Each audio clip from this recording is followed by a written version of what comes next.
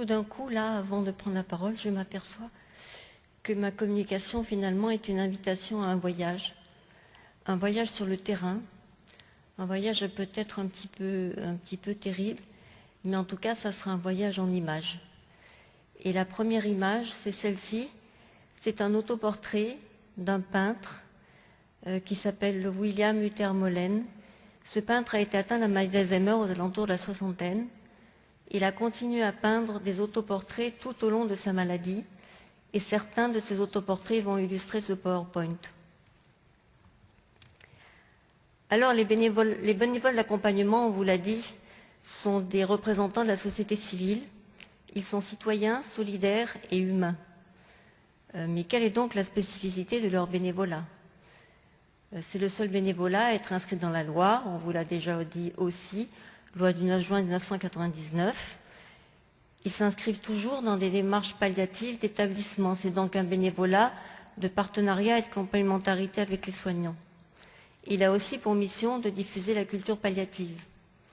Mais sa singularité première, le cœur de sa mission, c'est d'accompagner et d'écouter la souffrance morale et spirituelle des personnes malades.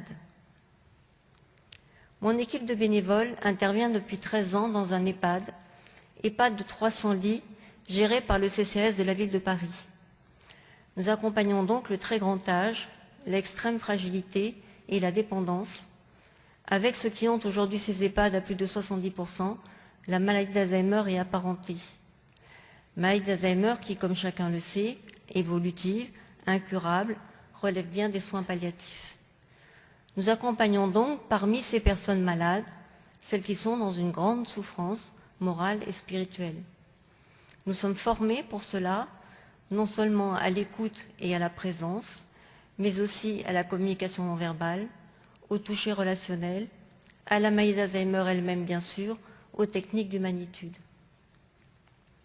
J'insiste bien sur le terme de grande souffrance, car on parle beaucoup de la maladie d'Alzheimer comme d'un fléau parfois. On parle de la souffrance des familles, de leur épuisement, de leur deuil anticipé. On parle d'aide aux aidants, et c'est parfaitement justifié. J'en ai moi-même vécu le poids dans ma propre famille. Mais parle-t-on autant de la souffrance des personnes malades? Certes, on parle beaucoup sur elles, autour d'elles, parfois même en leur présence. Mais de leur souffrance, en parle-t-on? Si l'on s'intéresse à leurs angoisses, c'est surtout dans la mesure où cela a un impact direct sur leur prise en charge et sur les risques de troubles du comportement. Admettons que j'exagère, on en parle. Mais l'écoute-t-on? J'ai souvent entendu des vieilles personnes, des personnes âgées dire « J'aimerais mieux perdre la tête, au moins je ne me rendrai plus compte de rien et je ne souffrirai plus. » Il est bien ancré quelque part en nous ce petit germe, de toute façon, elles ne se rendent plus compte de rien. Alors elles ne souffriraient pas vraiment, sauf que nous,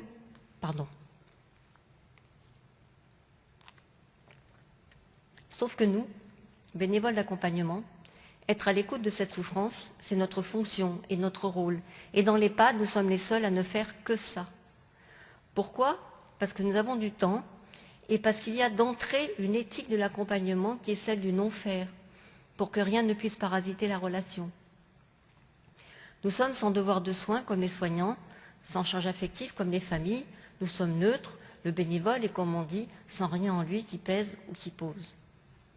Les personnes âgées savent d'instinct pourquoi nous sommes là. Pour les écouter, être présent pour elles, c'est tout, c'est simple. Mais comme toujours, le plus simple est le plus difficile. Car pour pouvoir les écouter, il y a toute une démarche questionnante et éthique à faire sur soi. Il faut aller chercher en soi ce qui fait peur dans l'incohérence de l'autre, puis s'ouvrir à cette incohérence. Cela demande de s'adapter, de s'ajuster au plus près du ressenti de l'autre, d'accepter de perdre ses repères, ses certitudes. Cela demande d'accepter l'autre tel qu'il se présente, de le respecter, de le reconnaître. Alors là, il vous parle. Il vous dit des choses souvent incompréhensibles, ou magnifiques, ou terribles, comme « ça n'est plus la peine de s'asseoir auprès de moi car je ne suis plus rien ».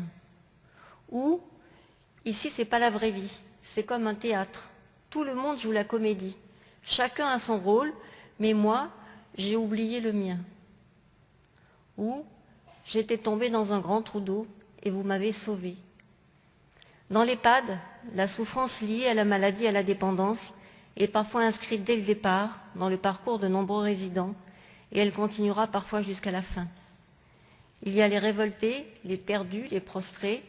Il y a ceux qui franchiront le cap de cette entrée dans l'institution car ils auront pu puiser en eux la capacité de s'adapter et ceux qui ne le pourront pas et qui abandonneront.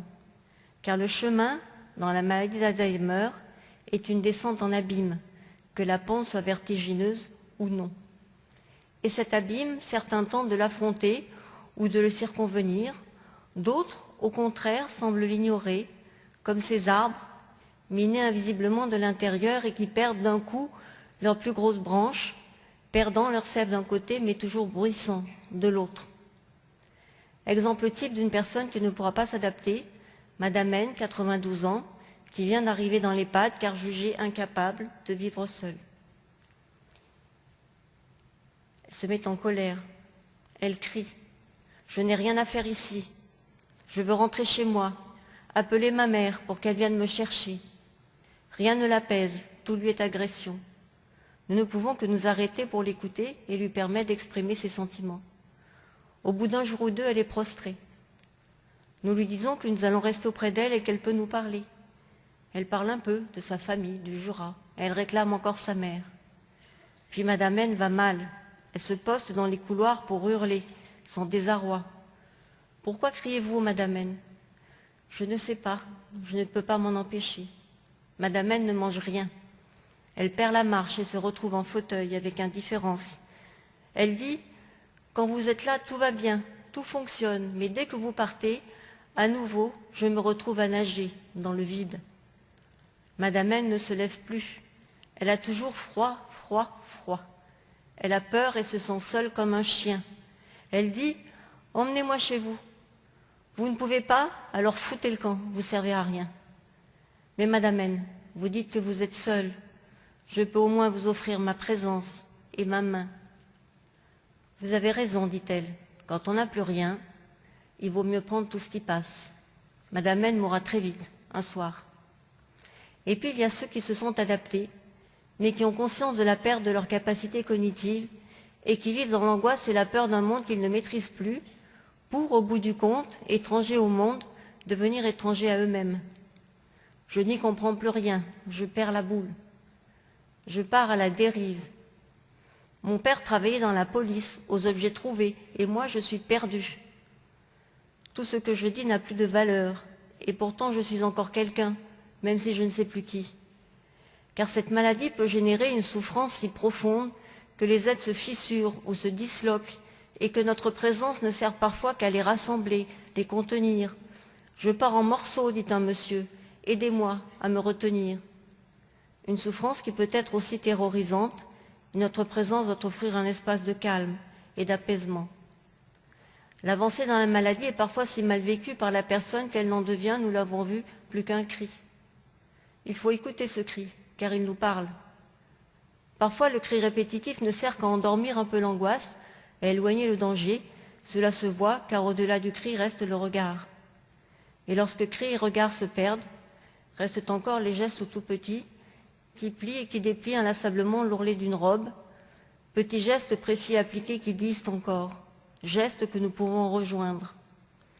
Alors notre rôle de bénévole, d'accompagnement, c'est donc bien de nous ouvrir à cette souffrance sidérante, stupéfiante, terrorisante, et par là même, nous portons reconnaissance à des personnes humaines.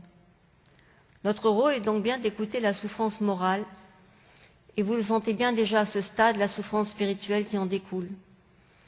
Et vous sentez bien aussi combien la limite, la frontière est ténue entre souffrance morale et souffrance spirituelle. Il y a comme un glissement de l'une à l'autre, comme pour cette dame,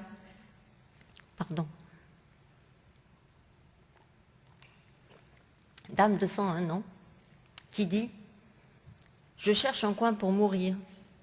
Ici, je ne sais pas du tout où je suis, et on ne peut pas mourir nulle part. » Il nous semble que la spiritualité devient souffrance chez les personnes les plus avancées dans la maladie. La personne est en souffrance spirituelle parce que de par ses pertes, elle a du mal à l'exprimer, et parce que surtout, cette spiritualité n'est plus entendue. Et c'est bien à ce niveau-là que nous parlerons, là où l'avancée de la maladie est telle que la personne est a priori invalidée, déconsidérée quant à sa spiritualité, car jugée trop atteinte dans ses capacités cognitives, conceptuelles et relationnelles. Mais qu'appelle-t-on spiritualité? On peut se plonger dans les dictionnaires, jouer avec les mots, les racines, les cultures, ou en rester à l'essentiel, spiritualité, spiritus, le souffle. Pour comprendre quelle est la spiritualité des malades d'Alzheimer et comment l'écouter, je vais vous demander de me suivre aveuglément, ou plutôt non, les yeux grands ouverts sur un tableau, et de m'écouter comme écoutent les malades d'Alzheimer avec votre pensée émotionnelle. Laissons notre ratio au vestiaire. Voici le tableau. C'est tiré directement de Heidegger dans l'origine de l'œuvre d'art. N'ayez pas peur, ça va être très léger sur Heidegger. Et en plus, Heidegger dit toujours des choses très belles. Que fait Van Gogh? Il peint de vieux souliers cloutés de paysans et nous les livre apparemment tels quels. Mais ce que nous voyons sur la toile, c'est autre chose encore. À travers un flux d'images, d'émotions, de pensées intérieures, que nous est-il donc donné à voir qui fait que quelque chose en nous bouge? Qu'est-ce qui captive ainsi notre regard? Heidegger nous dit, dans l'œuvre d'art, la vérité de l'étant est mise en œuvre. La vérité est la vérité de l'être. L'artiste a donc là un rôle de passeur, de montreur. Plus loin, il ajoute, l'art advient de la fulguration à partir de laquelle seulement se détermine le sens de l'être. Par lui, Van Gogh, ses vieilles chaussures nous ont transmis la vérité de la terre, du paysan, du ciel. Devant la toile, il y a bien en nous avènement, il y a bien un sentiment de fulguration dans notre être, du moins j'espère. Gardons bien en tête ce terme de fulguration, car pour tous ceux qui côtoient des malades d'Alzheimer, ils ne cessent de parler. Nous parlons de spiritualité. Laissons de côté nos vieux godillots et sans jeu de mots, revenons à nos vieilles personnes, très atteintes dans leur esprit, dans leur corps, dans leurs émotions par cette terrible maladie. Regardons-les, sans hypocrisie, sans faux semblant, n'ayons pas peur de côté cour des miracles, car il s'agit bien en effet d'une cour emplie de fulguration et de miracles. Il y a des personnes qui errent ou qui déambulent, selon qu'on est québécois ou français, des personnes qui se balancent, qui tapent sans arrêt sur les tables. Il y a les cris, les têtes qui s'affaissent comme de grosses tulipes, des personnes qui essaient de s'arracher consciencieusement la peau du visage ou du cou, d'autres qui essaient de se manger les doigts. Nous parlons toujours de spiritualité et de ce que ce mot veut dire. C'est à nous de le maintenir et de nous approcher de chacune de ces personnes avec le regard de Van Gogh, d'essayer de voir en elles la terre, le ciel et ce qu'il y a de plus humain, les doigts mordus, la plaie grattée, le cou fragile, le regard perdu, d'y rester suspendu en équilibre dans la présence et dans l'écoute. Et là, le sens de leur être apparaîtra dans sa vérité, pas à tout coup, mais bien souvent, car la spiritualité des malades d'Alzheimer est de l'ordre de l'apparaître, de la fulguration. Et cet apparaître se renouvelle même sur son fond permanent de disparition martelée. Blandine, une jeune malade d'Alzheimer, parlait à un congrès de son espoir de fissure par laquelle la lumière filtrerait encore et toujours. Oui, si quelqu'un la regarde et la cherche, parce que cette lumière si fine sera le signe de sa présence au monde, dans son essence, le sens de son être, sa spiritualité. D'ailleurs, est-il vraiment besoin de la chercher? Ne la voyons-nous pas si nous nous plaçons sur le plan spirituel? Ne la voyons-nous pas d'autant mieux qu'elle est si petite et qu'il faille la capter à sa source la plus profonde, là où tous les artifices ont disparu et où ne reste que l'essentiel?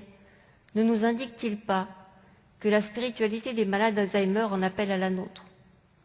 Ce n'est que sur la base de notre propre être en sa fondation que nous pourrons l'apercevoir, la saisir. Et cette lumière se transcende de par sa pureté et cette lumière et son mystère. Une lumière qui apparaît parfois et il nous appartient à nous, à chaque fois, de la reconnaître. Je vous remercie de votre attention.